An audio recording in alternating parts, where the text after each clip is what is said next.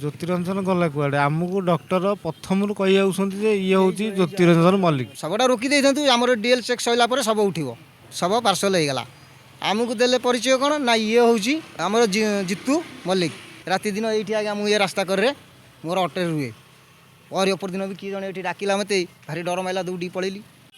ତେଣୁ ଦର୍ଶକ ବନ୍ଧୁ, ଡିସେମ୍ବର 29 ତାରିଖରେ ହାଇଟେକ୍ ହସ୍ପିଟାଲରେ ଯେଉଁ ଏୟାର କଣ୍ଡିସନରରେ ଯେତେବେଳେ ସେମାନେ ଗ୍ୟାସ୍ ଭରୁଥିଲେ ସେ ସମୟରେ ଯେଉଁ ବିସ୍ଫୋରଣ ହୋଇଥିଲା ଡିସେମ୍ବର 29 ତାରିଖରେ ଅପରାହ୍ନ ସନ୍ଧ୍ୟା 5ଟା ସମୟରେ, ସେଥିରେ କେତେ ଲୋକ ମରିଥିଲେ ହସ୍ପିଟାଲ ତରଫରୁ ସ୍ପଷ୍ଟ ଭାବରେ କିଛି କୁହାଯାଇନଥିଲା। ହସ୍ପିଟାଲର ପିଆର୍ଓ ଆଗକୁ ଆସି କହିଥିଲେ ଯେ ଏୟାର କଣ୍ଡିସନରରେ ଯେତେବେଳେ ସେମାନେ ଗ୍ୟାସ୍ ଭରୁଥିଲେ ତାହା ବିଦ୍ୟୁତ୍ ସର୍ଟ ସର୍କିଟ୍ ହେବା ଯୋଗୁଁ ତାହା ବିସ୍ଫୋରିତ ହୋଇଥିଲା ଏବଂ ସେଥିରେ 4 ଜଣ ଲୋକ ଆହତ ହୋଇଥିଲେ। ସେହି 4 ଜଣ ଲୋକ ଜଣେ ଠିକାଦାରଙ୍କ ଅଣ୍ଡରରେ ଏଠାରେ ଆସି କାମ କରୁଥିଲେ। ତେବେ ସେ 4 ଜଣଙ୍କ ଭିତରୁ ଯଦି ଆମେ ଦେଖିବା, ସେମାନେ ତ ଆହତ ହୋଇଥିଲେ, କିନ୍ତୁ ସେହି ସମୟରେ ବିସ୍ଫୋରଣର ତୀବ୍ରତା ଏତେ ଅଧିକ ଥିଲା ଯେ ଜଣେ ରୋଗୀଙ୍କର ହୃଦଘାତରେ ମୃତ୍ୟୁ ହୋଇଥିଲା। ଆମେ ଏ ସମ୍ପର୍କରେ ଖବର ପ୍ରସାରିତ କରି ଆପଣମାନଙ୍କୁ ଦେଖାଇଥିଲୁ। ସେ ଯେଉଁ ଲୋକ ମୃତ୍ୟୁବରଣ କରିଥିଲେ ସେ ଏଠାରେ ଅନ୍ୟ ଜଣେ ରୋଗୀ ଆଡ଼ମିଟ୍ ହେବାକୁ ଆସିଥିଲେ। ବିସ୍ଫୋରଣ ଯୋଗୁଁ ତାଙ୍କର ହାର୍ଟ ଆଟାକ୍ ହୋଇଯାଇଥିଲା। ହାର୍ଟ ଆଟାକ୍ରେ ସେ ମରିଥିଲେ, କିନ୍ତୁ ହସ୍ପିଟାଲ କର୍ତ୍ତୃପକ୍ଷ ଏ ବିଷୟରେ କୌଣସି ସୂଚନା ଦେଇନଥିଲେ। ହସ୍ପିଟାଲର ପିଆର୍ଓ ଏ ବିଷୟରେ କୌଣସି ତଥ୍ୟ ଦେଇନଥିଲେ। ତେଣୁ ସେ ତଥ୍ୟ ଆମେ ଆପଣଙ୍କୁ ସୂଚନା ଟିଭି 24x7 ମାଧ୍ୟମରେ ଦେଖାଇଛୁ। ତ ତାହା ଥିଲା ପ୍ରଥମ ମୃତ୍ୟୁ। ଦ୍ୱିତୀୟ ମୃତ୍ୟୁକୁ ଯଦି ଆମେ ଦେଖିବା, ସେ ହେଉଛି ଦିଲ୍ଲୀପ ସାମନ୍ତରାୟଙ୍କ ମୃତ୍ୟୁ। ଦିଲ୍ଲୀପ ସାମନ୍ତରାୟ ହେଉଛନ୍ତି ହରିରାଜପୁର ଜଟଣୀର ବାସିନ୍ଦା। ଆଉ ସେ ସବୁଠାରୁ ଅଧିକ ଆଘାତପ୍ରାପ୍ତ ହୋଇଥିଲେ ଆଉ ଇଞ୍ଜୁରି ଯୋଗୁଁ ସେ ମୃତ୍ୟୁବରଣ କରିଥିଲେ। ଏଇଟା ହେଲା ଦ୍ୱିତୀୟ ମୃତ୍ୟୁ। ଦ୍ୱିତୀୟ ମୃତ୍ୟୁ ପରେ ଦିଲ୍ଲୀପ ସାମନ୍ତରାୟଙ୍କ ସ୍ତ୍ରୀ, ତାଙ୍କ ନାଁ ହେଉଛି ସୁନା ସାମନ୍ତରାୟ। ସୁନା ସାମନ୍ତରାୟ ତମ ସ୍ୱାମୀଙ୍କ ମୃତ୍ୟୁରେ ଏତେ ମ୍ରିୟମାଣ ହୋଇଯାଇଥିଲେ ଯେ ଏତେ ଦୁଃଖିତ ହୋଇଥିଲେ ଯେ ସେ ଥିଲେ। ଏଇଟା ହେଉଥିଲା ତୃତୀୟ ମୃତ୍ୟୁ। ଏବଂ ଚତୁର୍ଥ ମୃତ୍ୟୁ ଯଦି ଆମେ ଦେଖିବା ତାହେଲେ ସେ ହେଉଛନ୍ତି ଶ୍ରୀତମ ସାହୁ। 23 ବର୍ଷୀୟ ଶ୍ରୀତମ ସାହୁ ଚୈନପୁର ଡେଲାଙ୍ଗ ପୁରୀର ଅଧିବାସୀ, ସେ ମଧ୍ୟ ମୃତ୍ୟୁବରଣ କରିଥିଲେ। ତେଣୁ ପ୍ରତ୍ୟକ୍ଷ ଭାବରେ ଏଠି ଯେଉଁ ଲୋକମାନେ ବ୍ଲାଷ୍ଟରେ ମରିଥିଲେ ସେମାନଙ୍କ ସଂଖ୍ୟା 2 ଏବଂ ଅପ୍ରତ୍ୟକ୍ଷ ଭାବରେ ଯେଉଁ ଲୋକ ମରିଥିଲେ ସେମାନଙ୍କ ସଂଖ୍ୟା ହେଉଛି 2। ସର୍ବମୋଟ ମୃତ୍ୟୁ ସଂଖ୍ୟା ହେଉଛି ଏଠାରେ 4। କିନ୍ତୁ ନା ହସ୍ପିଟାଲ ତରଫରୁ, ନା ପୋଲିସ ତରଫରୁ, ନା ପ୍ରଶାସନ ତରଫରୁ, ନା ବିଏମ୍ସି ତରଫରୁ ଏ ସମ୍ପର୍କରେ ସ୍ପଷ୍ଟୀକରଣ ଦିଆଯାଇଛି। ଏ ସମ୍ପର୍କରେ କୌଣସି ସ୍ପଷ୍ଟୀକରଣ ଦିଆଯାଏ ନାହିଁ। ଗଣମାଧ୍ୟମରେ ଯାହା ବି ଖବର ମିଳୁଛି ତାହା ମଧ୍ୟ କିଞ୍ଚିତ୍। ଆମେ ଆପଣଙ୍କୁ ଦେଖାଇବୁ ହସ୍ପିଟାଲ ଭିତରର ଭିଜୁଆଲ୍। ଆମେ ଆପଣଙ୍କୁ ଦେଖାଇବୁ ଯେଉଁ ମଲ୍ଲିକ ପଡ଼ିଛନ୍ତି ଏବେ ହସ୍ପିଟାଲରେ, ଯାହାଙ୍କ ପରିବାର ବର୍ଗ ଅପେକ୍ଷା କରୁଥିଲେ, ଭାବୁଥିଲେ ଯେ ଏ ଯେଉଁ ଲୋକ ଯିଏ ଟ୍ରିଟମେଣ୍ଟ ହେଉଛି ସିଏ ତାଙ୍କ ପୁତୁରା ବା ତାଙ୍କ ସମ୍ପର୍କୀୟ। ବର୍ତ୍ତମାନ ସେମାନେ ମଧ୍ୟ ଆଶ୍ଚର୍ଯ୍ୟ ହୋଇଗଲେଣି ଯେ ଯେଉଁ ଲୋକ ଭେଣ୍ଟିଲେଟରରୁ ବାହାରୁଛି, ହୋସ୍ ଆସିବା ପରେ ସେ କହୁଛି ମୁଁ ଦିଲ୍ଲୀପ ସାମନ୍ତରାୟ। ତେଣୁ ଦିଲ୍ଲୀପ ସାମନ୍ତରାୟ କିଏ? ତେବେ ଏଠି ପ୍ରଶ୍ନ ଉଠୁଛି, ଯେଉଁଦିନ ବ୍ଲାଷ୍ଟ ହୋଇଥିଲା ସେଦିନ କ'ଣ ମଲ୍ଲିକ ଯିଏ ଅଛନ୍ତି ତାଙ୍କର ମୃତ୍ୟୁ ଘଟିଥିଲା କି? ତେଣୁ ଏ ଘଟଣାର ସତ୍ୟାସତ୍ୟ କେବଳ ପୋଲିସ, ହସ୍ପିଟାଲ ଏବଂ ପ୍ରଶାସନ ଦେଇପାରିବେ। କାରଣ ହାଇଟେକ୍ ହସ୍ପିଟାଲ କର୍ତ୍ତୃପକ୍ଷ ହସ୍ପିଟାଲ ଭିତରକୁ କାହାକୁ ଛାଡ଼ୁନାହାନ୍ତି, ଗଣମାଧ୍ୟମକୁ ଆଲାଉ କରୁନାହାନ୍ତି ଏବଂ ରୋଗୀଙ୍କର ଯେଉଁ ସମ୍ପର୍କୀୟ ଆସୁଛନ୍ତି ତାଙ୍କୁ ମଧ୍ୟ ଦେଖିବାକୁ ଛାଡ଼ୁନାହାନ୍ତି। ଏହାର ଫୋନ୍ ରେକର୍ଡ଼ ଆମ ପାଖରେ ଅଛି, ଆମେ ସେ ଫୋନ୍ ରେକର୍ଡ଼ ଆପଣଙ୍କୁ ଶୁଣାଇବୁ, ଆଉ ସେ ଭିଜୁଆଲ୍ ମଧ୍ୟ ଆମେ ଆପଣଙ୍କୁ ଦେଖାଇବୁ। ତେଣୁ ଆଜି ଦେଖାଯାଉ ହରିରାଜପୁର ଯେଉଁ ମଲ୍ଲିକ ଯେଉଁ ଅଛନ୍ତି, ଯେଉଁ ରୋଗୀ ଅଛନ୍ତି, ଯେଉଁ ଭିକ୍ଟିମ୍ ଅଛନ୍ତି ଏଠି, ତାଙ୍କର ପରିବାର ବର୍ଗ ବର୍ତ୍ତମାନ ଗାଁରୁ ବାହାରିକି ଆସୁଛନ୍ତି। ସେମାନେ ତାଙ୍କ ଗାଁରୁ ସରପଞ୍ଚ ଏବଂ ଅନ୍ୟାନ୍ୟ ବରିଷ୍ଠ ଲୋକମାନଙ୍କ ସହିତ ଆସୁଛନ୍ତି। ସେମାନେ କୌଣସି ମୁହୂର୍ତ୍ତରେ ହାଇଟେକ୍ ହସ୍ପିଟାଲରେ ପହଞ୍ଚି ପାରନ୍ତି। ଅନ୍ୟପକ୍ଷରେ ଦିଲ୍ଲୀପ ଯାହାକୁ ମୃତ ଘୋଷଣା କରାଯାଇଥିଲା ତାଙ୍କର ପରିବାର ବର୍ଗ ମଧ୍ୟ ଆସିକି ହସ୍ପିଟାଲ ଭିତରେ ବସିଛନ୍ତି। ତେଣୁ ହସ୍ପିଟାଲ କର୍ତ୍ତୃପକ୍ଷ ଶୁଣାଯାଉଛି ଯେ ଦିଲ୍ଲୀପଙ୍କ ପରିବାର ବର୍ଗଙ୍କ ସହିତ ତାଙ୍କୁ ବୁଝେଇ ସୁଝେଇ ବସାଇଛନ୍ତି, ଯେକୌଣସି ମୁହୂର୍ତ୍ତରେ ଗୋଟେ ଡିଲ୍ ଫାଇନାଲ୍ କରିବା ପାଇଁ ଚେଷ୍ଟା ଚାଲିଛି। ତେଣୁ ବର୍ତ୍ତମାନ ଦେଖାଯାଉ ଯେ ମଲ୍ଲିକ ପରିବାରର ଲୋକମାନେ ଏଠାରେ ଆସି ପହଞ୍ଚିଲା ପରେ ହସ୍ପିଟାଲ କର୍ତ୍ତୃପକ୍ଷ ଏ ଘଟଣାରେ କ'ଣ କହୁଛନ୍ତି। ସିଏ ପେସେଣ୍ଟ କଥା କହୁଛି କିନ୍ତୁ ଅଲଗା ଡାଟା ଦେଉଛି, ଦିଲ୍ଲୀପ ବୋଲି କହୁଛି। ଯଦି ଅଲଗା ଆଡ୍ରେସ୍ ଦେଉଛି ଆମେ ଏଠିକା ଲୋକ କେମିତି ଯିବ ଚିହ୍ନିବୁ, କେମିତି ଜାଣିବୁ? ସିଏ ତ ଆମର କୁଆଡ଼େ କ'ଣ ଗଲାଣି ନା ସେମାନେ ଡିଏଲ୍ ଚେକ୍ କରିଛନ୍ତି କି? ମୁଁ ତ ସେଗୁଡ଼ା ଜାଣିନି, ଆମେ ତ ମୂର୍ଖ ଲୋକ, ସେଗୁଡ଼ାକ ଆମେ ଜାଣିନେ ନା। ଆମେ ଜାଣିଥିଲେ ତ କମ୍ପ୍ଲେନ୍ କରିଥାନ୍ତୁ, ଶବ ରୋକି ଦେଇଥାନ୍ତୁ, ଶବଟା ରୋକି ଦେଇଥାନ୍ତୁ, ଆମର ଡିଏଲ୍ ଚେକ୍ ସରିଲା ପରେ ଶବ ଉଠିବ। ଆମେ ସେଇଟା ଜାଣିନେ, ତେଣୁକରି ସେମାନେ କ'ଣ କଲେ ନା ତାଙ୍କର ଡିକ୍ଲେୟାର କରିକି ଶବ ପାର୍ସଲ ହେଇଗଲା। ଆମକୁ ଦେଲେ ପରିଚୟ କ'ଣ ନା ଇଏ ହେଉଛି ଆମର ଜିତୁ ମଲ୍ଲିକ। ଏ ପରିଚୟଟା ଯେତେବେଳେ ଆମେ ପାଇଲୁ ତାହେଲେ ଆମେ କହିଲୁ ଦେଖିବା ଇଏ ଆ ସାଙ୍ଗେ ନଡ଼ିବା, ଇଏ ପେସେଣ୍ଟ ଯଦି ଏ ପେସେଣ୍ଟ ଆମର ତାହେଲେ ଆମେ ଆକ୍ସନ୍ ନଡ଼ିବା। ଯାହା ହଉ ଆମେ ପ୍ରାଣପଣେ ବହୁ କଷ୍ଟ କରି ଏଠି ଭୋକ ଉପାସରେ ପଡ଼ି ରାତି ଦିନ ଏଇଠି ଆଜ୍ଞା ମୁଁ ଏ ରାସ୍ତା କରରେ ମୋର ଅଟୋରେ ରୁହେ। ପରି ଅପର ଦିନ ବି କିଏ ଜଣେ ଏଠି ଡାକିଲା ମୋତେ, ଭାରି ଡର ମାଇଲା, ଦୌଡ଼ି ପଳେଇଲି। ଏମିତିଆ ହେଇକିରି ଏଇଭଳି ପରିସ୍ଥିତି ଏଠି ଘଟିଛି। ହାଇଟେକ୍ ହସ୍ପିଟାଲରେ ଯେଉଁ ଲୋକ ବ୍ଲାଷ୍ଟରେ ହାଇଟେକ୍ ହସ୍ପିଟାଲରେ ଯେଉଁ ବ୍ଲାଷ୍ଟ ହୋଇଥିଲା ସେଥିରେ ଯେଉଁ ଲୋକ ଆହତ ହୋଇଥିଲେ ଯେଉଁ ଲୋକ ମୃତ୍ୟୁବରଣ କରିଥିଲେ ତାକୁ ନେଇକି ହାଇଟେକ୍ ହସ୍ପିଟାଲ କର୍ତ୍ତୃପକ୍ଷ ଯେଉଁଭଳି ଭାବରେ ବେପରୁଆ ମନୋଭାବ ଦେଖାଇଛନ୍ତି ତାହାର ଉଦାହରଣ ଏଠାରେ ଦେଖିବାକୁ ମିଳିଛି। ଆମ ସହିତ ଅଛନ୍ତି ଜ୍ୟୋତିରଞ୍ଜନ ମଲ୍ଲିକ, ଯିଏକି ଆଘାତପ୍ରାପ୍ତ ଏହି ହାଇଟେକ୍ ହସ୍ପିଟାଲରେ ଚିକିତ୍ସିତ ହେଉଥିଲେ।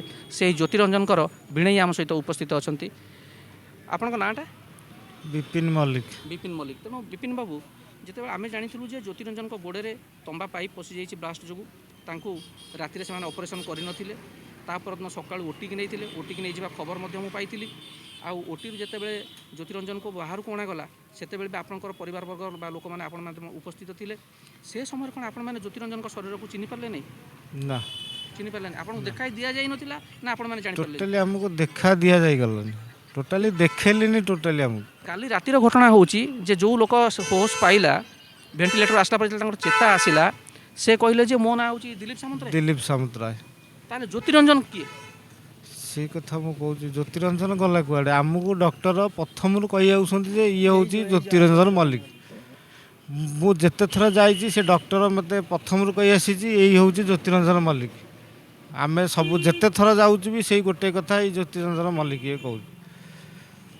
ତାପରେ ଆମର ସେ ଯେଉଁ କଣ୍ଟ୍ରାକ୍ଟର ପାଖରେ କାମ କରୁଥିଲା, ସେ କଣ୍ଟ୍ରାକ୍ଟର ବି କହିଲେ ହେଉଛି, କଣ୍ଟ୍ରାକ୍ଟର ବି କହିଲେ ସେ ଜ୍ୟୋତିରଞ୍ଜନ।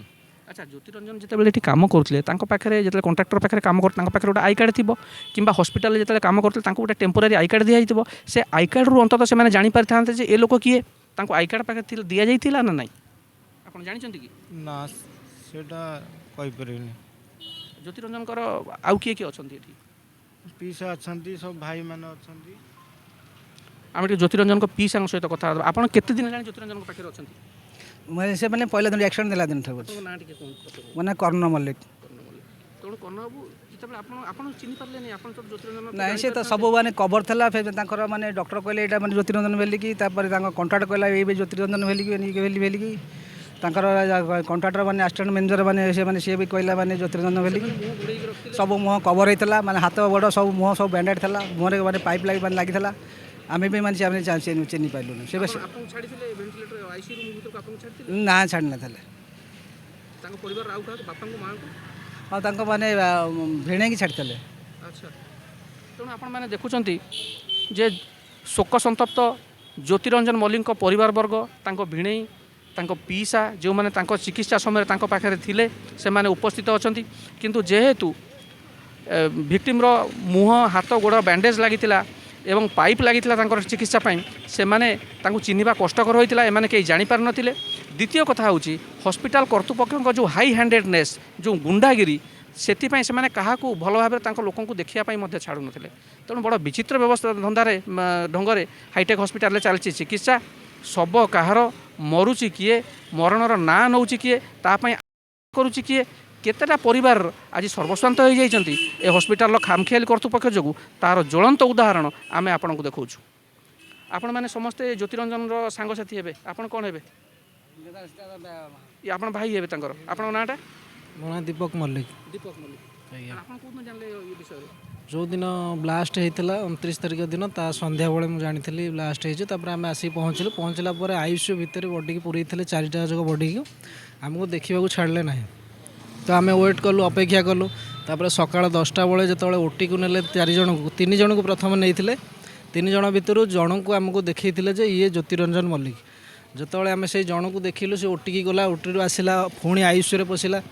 ଆଇସିୟୁରେ ପଶିଲା ପରେ ସିଏ ବି କହିଲେ ଜ୍ୟୋତିରଞ୍ଜନ ମଲ୍ଲିକ। କିନ୍ତୁ ଲାଷ୍ଟ ଯେଉଁ ପିଲାଟି ଆମ ପିଲାଟି ଯେଉଁଟା ମରି ବର୍ତ୍ତମାନ ଭାବୁଛୁ ଯେଉଁ ପିଲାଟି ଆମର ନୁହେଁ ବୋଲି, ସେଇ ପିଲାଟି ହିଁ ଆମର ଥିଲା କି କ'ଣ ଥିଲା ଆମେ ତ କହିପାରୁନୁ। କିନ୍ତୁ ଆମକୁ ଯେଉଁ ପିଲାକୁ ଦେଖେଇଥିଲେ ଏ ଜ୍ୟୋତିରଞ୍ଜନ ମଲ୍ଲିକ, ବର୍ତ୍ତମାନ ସେ ପିଲା ଆମେ ଦିଲ୍ଲୀପ, ସେ ତା ଘର ଖୋର୍ଦ୍ଧା, ସିଏ ଅଲଗା ଡାଟା ତାର ଦେଉଛି। କିନ୍ତୁ ଆମ ପିଲାକୁ ଆମେ ଏପର୍ଯ୍ୟନ୍ତ ଜାଣିପାରୁନୁ ଆମ ପିଲା ଗଲା କୁଆଡ଼େ। ଶରୀରର ରଙ୍ଗ, ଏସବୁ ଡ୍ରେସ୍ ପୋଷାକରୁ ଆପଣ ଚିନ୍ତା କଲେନି? ନାଇଁ ସାର୍, ଶରୀରରେ କୌଣସି ପୋଷାକ ନଥିଲା। ତେଣୁ ଦେଖନ୍ତୁ କେତେ ବଡ଼ ଅଭାବନୀୟ ପରିସ୍ଥିତିରେ ହସ୍ପିଟାଲ କର୍ତ୍ତୃପକ୍ଷ ତାଙ୍କୁ ଛାଡ଼ି ଦେଇଛନ୍ତି।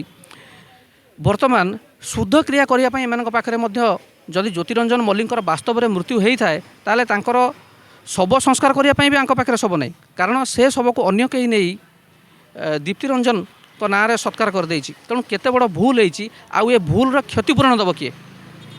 हाईटेक हॉस्पिटल कर्तृपक्ष से कहते जे आम 40 जन डाक्तर गोटे टीम ये जो लोक मैंने आहत होती से चिकित्सापी बंदोबस्त करूँ लगेचु ता सहित से एक कथा दाबी करते जे ये 40 जन डाक्तर सहित आहरी किसी स्वास्थ्य एक विशेषज्ञ रही जो मैंने साहाय्य करते काम हाईटेक कर्तृपक्ष एक कथा कहते जे जो मैंने चिकित्सित होती 2.5 लाख टंका लेखाएं एक्सग्रेसिया आम देचु किंतु से जहाँ देइचंती जहाँ करिचंती आउ जहाँ न करिचंती वर्तमान तांको कार्यकलापरू आपण माने स्पष्ट जानि पारुथिबे आउ ज्योतिरंजन को भिणे आखिर ये जो लुह ए कथा बयान करुच्ची जे केते खामखेल आउ केते दायित्वहीन ए हाईटेक हॉस्पिटल कर्तृपक्ष चिकित्सा ना रे एठार हरिलुट चली रोगी को चिन्हवा तो दूर कथा रोगी शव मैंने ठीक भाव में चिन्हट कर सूचना टीवी विजय कुमार दास भुवनेश्वर।